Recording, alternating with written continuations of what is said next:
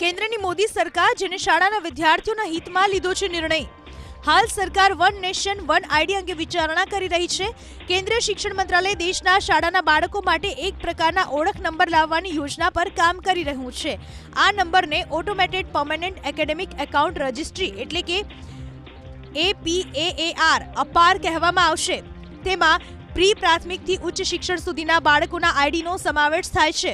સૂત્રોનું માનીએ તો તેને આધાર કાર્ડ સાથે લિંક કરવામાં આવશે અને તેમાં વિદ્યાર્થીઓની શૈક્ષણિક યાત્રાનો સંપૂર્ણ ડેટા એકઠો કરવામાં આવશે। અપાર આઈડીથી શું થશે તેની વાત કરીએ તો કોઈપણ વિદ્યાર્થીના શિક્ષણ રેકોર્ડ્સ, રમતગમતની પ્રવૃત્તિઓ, અભ્યાસની પ્રવૃત્તિઓનો તમામ ડેટા એક સાથે રાખી શકાશે। એટલું જ નહીં, સરળતાથી એક્સેસિબલ પણ રહેશે। શિષ્યવૃત્તિ, શિક્ષણ લોન, પુરસ્કારો, સરકારી યોજનાઓનો લાભ મેળવવાનું પણ વિદ્યાર્થીઓ માટે સરળ બનશે।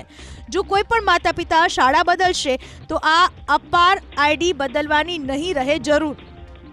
અપાર આઈડી આધાર કાર્ડ સાથે લિંક હોવાથી ગમે તે રાજ્યમાં જશે તો પણ આઈડી નંબર આ જ રહેશે। આ આઈડી કાર્ડનો ઉપયોગ ફક્ત શૈક્ષણિક ઉપયોગ માટે જ કરવામાં આવશે। હવે અપાર આઈડી લાવવા પાછળના સરકારના હેતુની વાત કરીએ તો દેશમાં એક સમાન શિક્ષણ ઇકોસિસ્ટમ લાવવાનો ઉદ્દેશ્ય। સરકાર અભ્યાસ છોડી દેનારા અથવા તો શાળા છોડનારાઓનો સરળતાથી મેળવી શકશે ડેટા। અભ્યાસ પડતો મૂકનારને ફરીથી શિક્ષણ પ્રણાલી સાથે જોડવા માટે ડેટા થશે મદદરૂપ।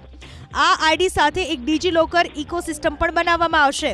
વિદ્યાર્થીઓ તેના રિપોર્ટ કાર્ડ, હેલ્થ કાર્ડ, રમતગમત ક્ષેત્રની સિદ્ધિઓ સહિતનો ડેટા એક સ્થળે રાખી શકશે।